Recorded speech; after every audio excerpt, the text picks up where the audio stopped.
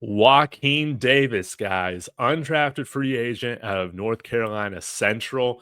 Not only does he share the undrafted status with the great Rod Smith, but he is donning number 80 for this offseason, this training camp, which is exciting to see. And I'm going to break down a little bit about him. We'll get to some highlights as well. So be sure to stick around for that. Smash that like. Let me know your comp for him in the comments. But let's get into his RAS score first. We'll show some highlights, get into his stats, background, and all of that. So athletically, this is why Sean Payton brought him in. Look at this.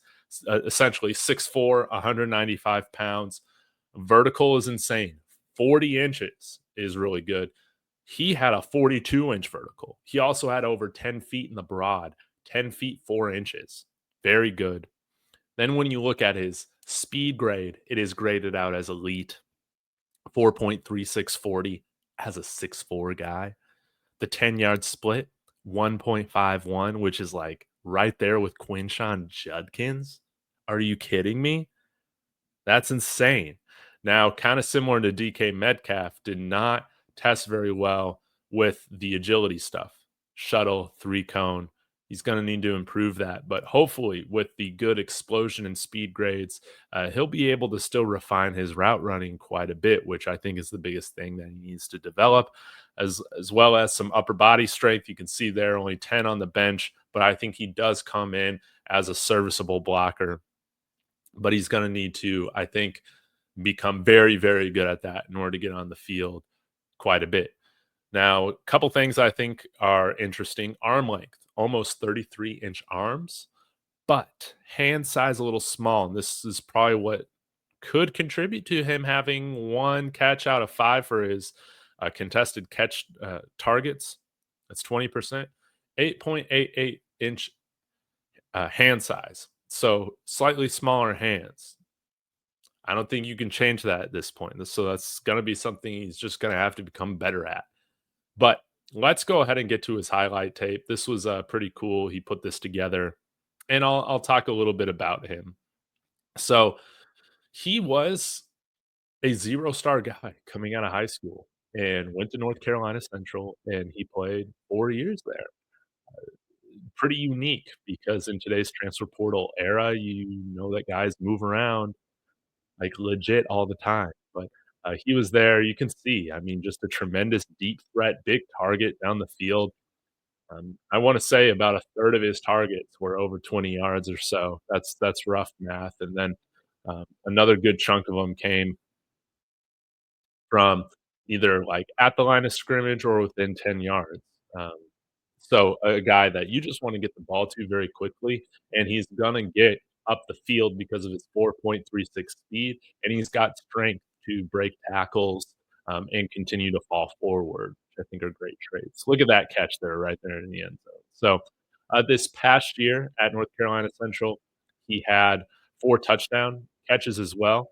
He caught 30 of, let me make sure I get this right, 30 of 50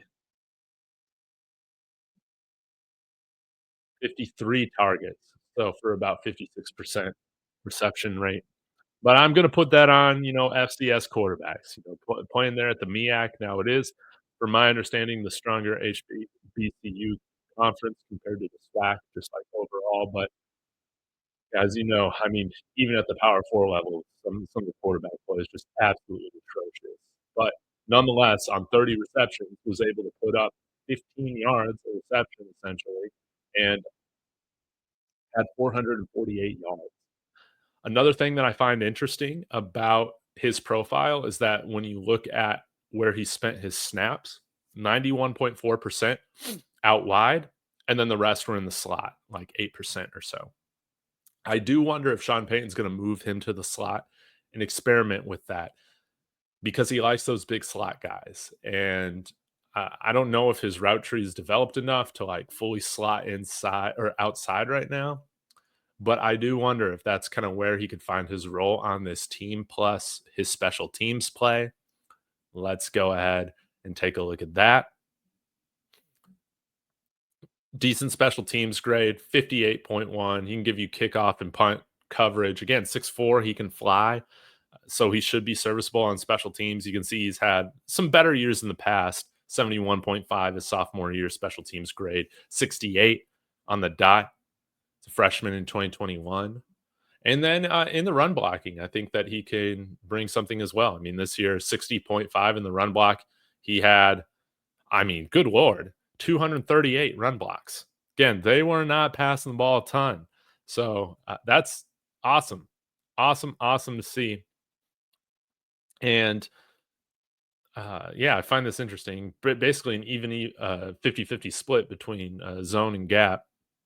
But love to see that he's had almost 700 run blocks in his career. I think that's pretty rare for a wide receiver coming in from college. So that's kind of where I see him kind of getting his opportunity is really first through special teams, showing that he can be a good run blocker and tackler, and then maybe a red zone threat or a threat that can take the top off the defense. That again, I think he kind of profiles similar to A.T. Perry in this respect. So Joaquin Davis is somebody that you should have your eye on definitely this year as we get into training camp.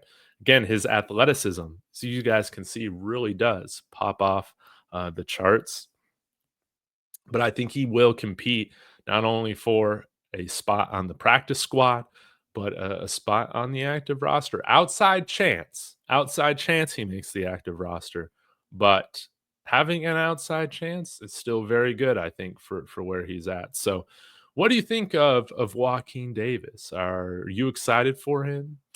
Personally, he's one of the guys that I'm most excited for as an undrafted guy coming into this year's training camp. But yeah, y'all let me know your thoughts in the comments. Who do you comp him to? I'll say, yeah, I'll say he's the great A.T. Perry, who we want him to be, right? But y'all let me know your thoughts in the comments. Greatly appreciate y'all as always. Go Broncos.